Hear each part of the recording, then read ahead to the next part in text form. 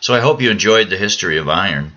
In that document, you found that we struggled with the amount of carbon. If we had too little, we had wrought iron, was somewhat grainy. We could work with it. Wasn't particularly hard. It was somewhat soft. Had a stringy appearance. If we had too much carbon, we had cast iron. Good wearability, but sort of brittle.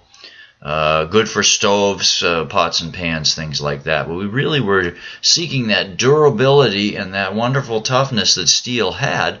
But it was very elusive to the folks of that time period because we couldn't easily control the amount of carbon. We had too little in wrought iron, 0.02 to 0.08%. We had too much in our cast iron, 3 to 4.5%, and steel would land at about 0.2 to 1.5% carbon.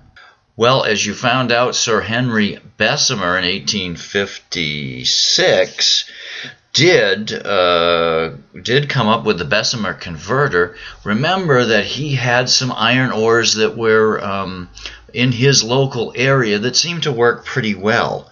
In about 20 minutes, by that blast of cold air, he was able to convert his pig iron into steel, and it was a real breakthrough. He had some things going for him. Again, he had the right types of iron ores in his area, and sort of seemed to figure this out. So some other important factors along the way, in 1709, Abraham Darby realized that we could cook coal in a container and turn it into coke, which enabled us to bring our temperatures up a bit rather than using charcoal from burnt wood. Also, later on, after Bessemer in 1876, Sidney Gilchrist Thomas, he realizes that adding limestone works well as a flux to remove the phosphorus, which tends to make the steel brittle.